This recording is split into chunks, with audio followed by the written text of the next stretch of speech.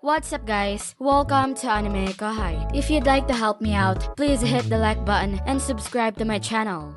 After countless journeys through time, she had become the strongest hero. With Amana's named Chronoa by her side, there was no reason to worry about her. Stop laughing. The response from Hope King cereal is no longer present in you. Care to explain why? I figured as much. I suspected that Michael might be able to detect the angelic ultimate skills, and now it was confirmed.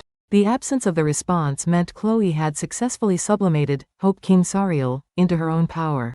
I didn't even need to assist her. How disappointing. I guess it is. To the skill-obsessed Seal-san, Chloe's ability must have been something truly coveted. If Seal-san had uncovered its secrets, we might have been able to move within the suspended world by now. But rather than Chloe being uncooperative, I think Seal-san was just too eager. Is there any reason I should tell you? Not really. Michael didn't seem to expect an answer either and quietly adjusted his grip on his sword. In that case, I'll have to remove any uncertainties. I agree. You'll regret choosing me as your enemy. With that exchange, the battle between Chloe and Michael began. The fight was, in a word, extraordinary. As I observed their battle, it became clear that the speed of information particles was constant. Conversations were happening in real time, and visual reaction speed was also consistent. This was a fundamental physical phenomenon, just like how nothing can surpass the speed of light. So why did information particles seem to move faster than light? It wasn't a matter of speed being exceeded. It was as though information particles, which were meant to be at different locations, were transferring data to each other with zero delay. No matter the distance between them, as long as the information particles existed within the same recognizable space, there was no time lag. In essence, an information particle transcended time and space. Our communication was established through this instantaneous transfer between information particles. So how could one move? Could it be? If it's a spiritual life form, then they might have converted all matter into information particles, thereby becoming a digital life form. I knew it. If we consider the mind and spirit as forms of information, it's not impossible. Whether it could be done or not is another issue, but the fact that there's a potential solution is significant. I needed to discard the thought that it couldn't be done and focus on figuring out how to achieve it. You're right. We'll fully operationalize the emergency response mode, and aim to evolve into a digital life form. Is that okay? Absolutely, Seal-kun. I'm entrusting everything to you, so please go ahead. That's what I wholeheartedly ordered. If we didn't act, nothing could change, and if there was a possible countermeasure, we had to try it. Seal-san understood my resolve perfectly and eagerly got to work.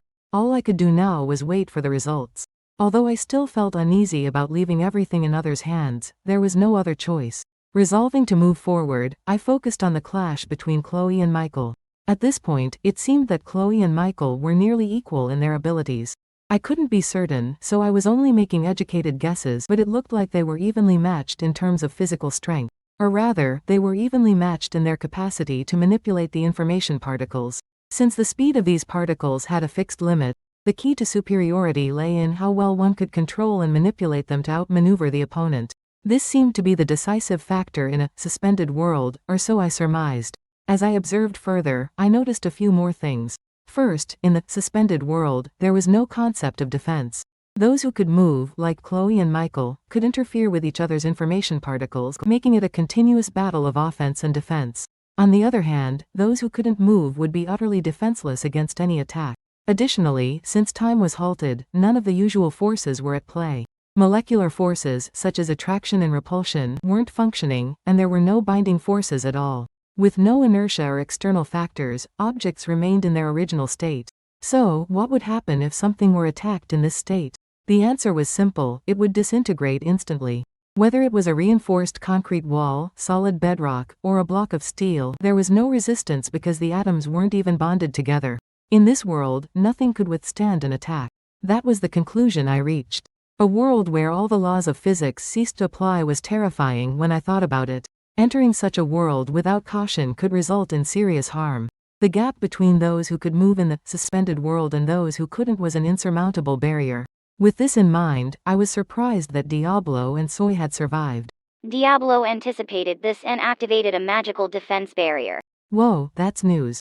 Diablo's foresight was impressive, but the fact that his magic worked in the suspended world was an unexpected advantage.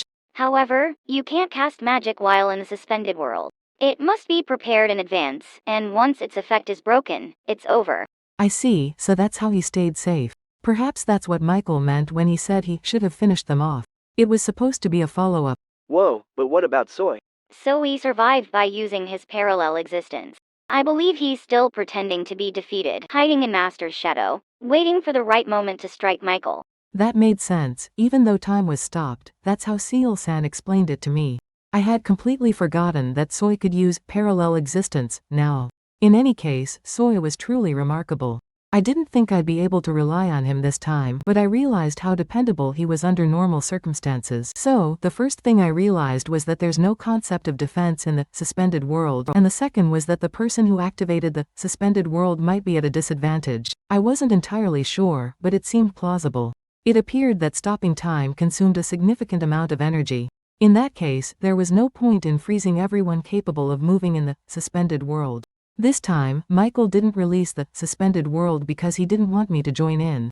Not only that, but repeatedly stopping and starting it drains even more energy. Ah, I get it. It's kind of like how electrical appliances work. So maybe Michael wasn't fully accustomed to time stop and unintentionally deactivated it several times earlier? That's right. Anyone who can observe the suspended world would have noticed as soon as someone activated time stop somewhere. I see what Seal-san is getting at. Time doesn't just flow in a single space. The suspended world impacts time and space across all realms. Since Guy and Chloe's brief fight, I hadn't felt that strange sensation of time stopping. That was proof, as Seal-san mentioned, that no one had used time stop.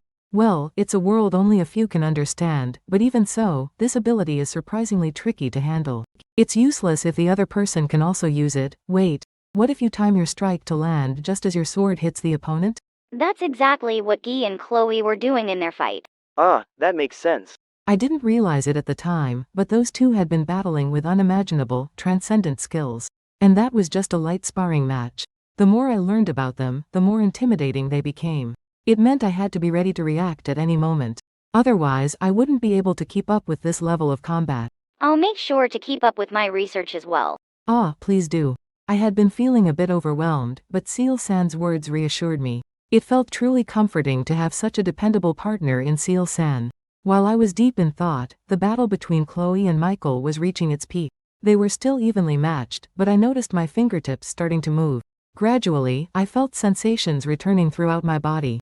Your transformation into a digital life form is nearly complete. Seal-san's words felt like a triumphant proclamation.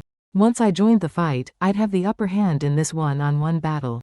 And that moment was fast approaching. It's time for you to be destroyed, you clever little hero. That's my line. You boast about being a Monas, but that's hardly impressive. The psychological battle had hit its peak. At this point, Chloe revealed that Chronoa resided within her. This revelation rattled Michael, creating a brief opening. Chloe didn't hesitate. Goodbye. This is where your fate ends. Her cold gaze pierced through Michael. Reveal all things as they should be. Reverse fate. The long and short hands of a clock spun backward, accelerating their movement. Even in this suspended world, Chloe's abilities remained intact. She kept this ace up her sleeve until the last moment, and its effect was overwhelming. Chloe's invocation to reveal all things as they should be wasn't quite literal. For Chloe, it meant reshaping reality to match her own vision. It wasn't about returning to a previous state. As for Michael, struck by reverse fate. What am I doing? Who am I? What am I? A hollow shell inhabiting Rudra's body. A skill that, having lost its master, had gone mad, seeking to fill the void left behind. Its true nature was Ultimate skill, Justice King Michael, huh? Rudra's body, preserved by the skill's power, began to disintegrate under the strain of the immense force it contained. Now reduced to just a skill by Chloe, there was no longer any need for it to maintain its host. Facing this emptiness, Chloe spoke softly. If you've lost your way, why not come with me? I wondered, but chose to stay silent and observe. Like me, Michael, or rather, Justice King Michael, whose identity as a Monas had faded back into a mere skill, seemed confused by the offer. Chloe's proposition was for it to choose. Vanish or remain in this world with her as its master. The decision wasn't simple, and it seemed like Justice King Michael might fade away and time would resume, but then, the voice of the world resonated within the suspended world. It is confirmed that the three elements of courage, hope, and justice have been unified within the individual, Chloe Aubert. This completes the missing components of the ultimate skill, Hope King Sariel, initiating its full integration into the ultimate skill, Spacetime King Yog Sothoth. Integration successful. Ultimate Skill Spacetime King Yog-Sothoth has fully evolved into Ultimate Skill Spacetime God Yog-Sothoth. It was clear that Chloe had undergone an incredible enhancement, even without the detailed explanation. Inside her, this ultimate evolution had taken place without her even realizing it. Chloe, are you okay? Yes. Rimuru-san, I feel like I've truly merged with Cronoa. Seeing the change in Chloe firsthand, I couldn't help but think it was true. I noticed that the subtle innocence she once had was gone, replaced by a maturity that reminded me of an adult woman. Since this was a trait of Cronoa, I began to wonder. Wait, what? Chloe, you, what are? Out of nowhere, Chloe kissed me. I didn't even know what to say, but suddenly, her beauty was right in front of me, and then I felt the soft touch of her lips against mine. I couldn't do anything to stop it. Whether I could have avoided it or not was irrelevant. I'm an adult now. That's true, I can't deny it. But even so, surprising someone like that isn't exactly fair. It's fine since it was me, but what if it had been Leon? I'm okay with it, really. And just like that, I found myself making excuses to no one. But still, why did Chloe kiss me so suddenly? Wasn't that something Rimuru-san needed? I just had the urge to do it, you know? Even if you say it so sweetly. Wait, what do you mean I needed it? Such a cunning form of bribery. I received the remnants of Hope King cereal from Chloe. There must have been other ways to do this, so I'll be on guard for any surprise attacks in the future. Did you just click your tongue? And do you really need to be that cautious? I'll be keeping a close watch. Yes. For some reason, it felt like arguing wouldn't end well. I figured it was better to let Seal-san do as it pleased, so I decided to change the subject. That's it for this video, guys. Thank you for always watching my videos and supporting my channel. Shout out to the new members of AnimeKouhai supporters: Jay Magsino, Recreal17, Bismarck Munoz, Arian Booker, Jerry Sladek, Kamal Luke, Izat, Mr. Santo, Akshay Divate, Alfonso Smith. Thank you so much for helping out. I'll see you guys in the next video.